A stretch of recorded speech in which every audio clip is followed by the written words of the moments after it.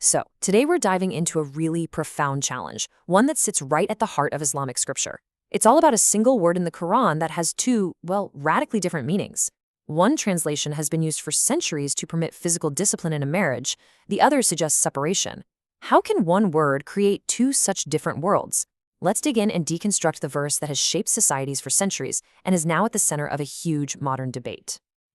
To really get the stakes here, we have to start with this quote. This isn't some abstract theological discussion.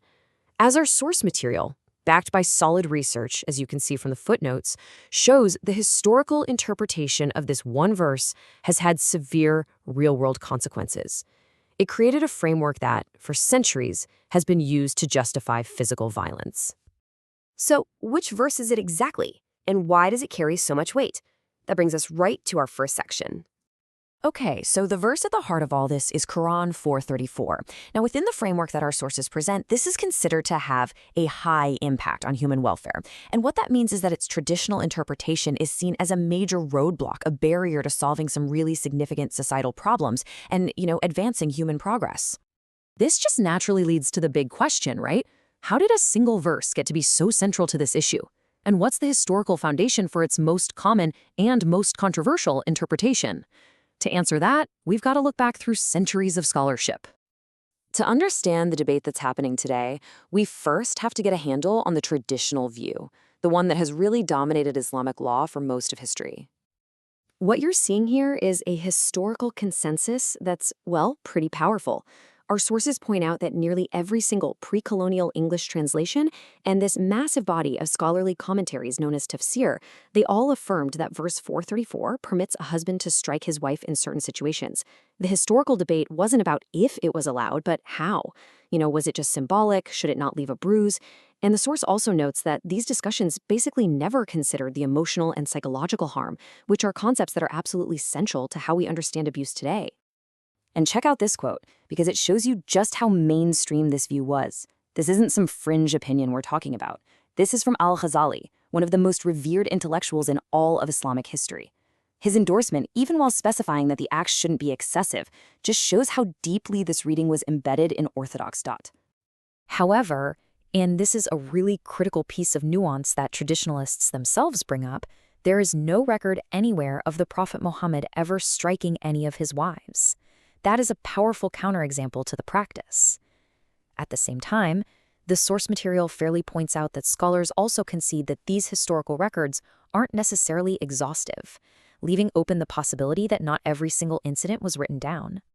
Okay, so that historical consensus was solid for centuries, but in the modern era, a fundamentally different reading has come to the forefront, one that directly challenges that traditional view by focusing on a single pivotal word. So here it is. The whole thing boils down to one single Arabic word, daraba. For centuries, it's been almost universally translated in this context as to strike, to hit, or to beat.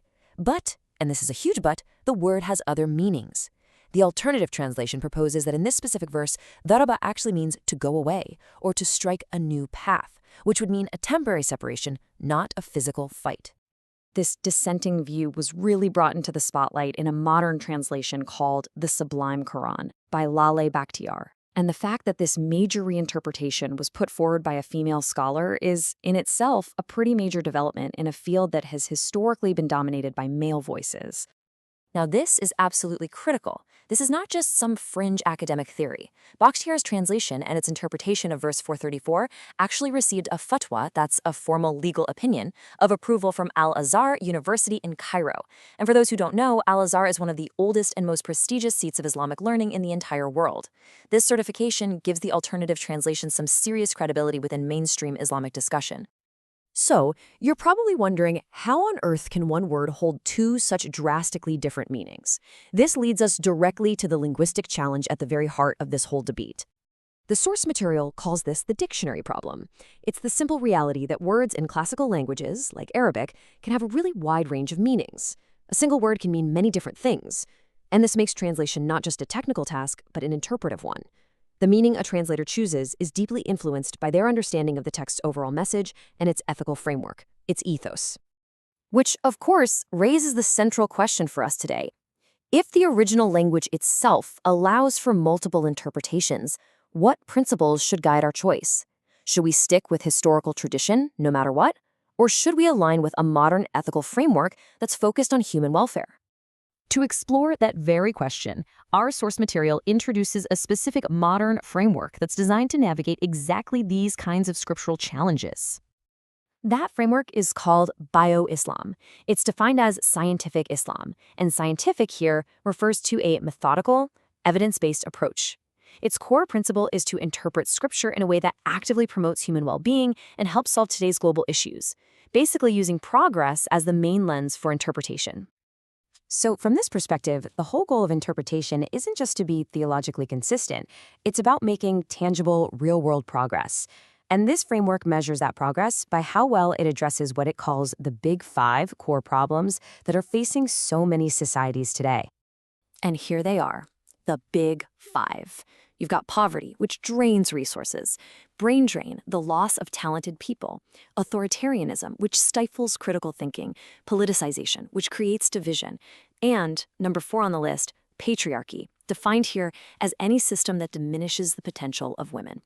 And right there, that's where the debate over verse 434 becomes incredibly relevant. From the bio-Islam perspective, the connection is direct. It's unambiguous. The traditional interpretation by permitting the physical discipline of a wife by her husband is seen as a scriptural reinforcement of patriarchy, and this directly holds back progress on one of the big five problems, which is precisely why this verse is classified as such a high-impact issue. And this isn't just theory. It has these profound ripple effects in society. The source suggests that this reluctance to challenge a traditional scriptural interpretation, even a deeply problematic one, contributes to domestic violence being a social taboo. It's a topic that's rarely talked about, rarely condemned from the pulpit in Friday sermons, because to do so would force a confrontation with this difficult verse and the dictionary problem itself. And so, this is where we land, the journey of this one word, daraba. From strike to go away, it's so much more than a linguistic puzzle. It forces a much larger, more urgent conversation. If a sacred text can hold two such profoundly different meanings, who gets to choose which one defines our world? Is it the guardians of tradition, or is it the advocates for modern ethics? What this reveals is that the act of translation is never neutral. It is an act of power, an act of shaping society itself. And the question left for all of us is, what kind of world do we choose to build?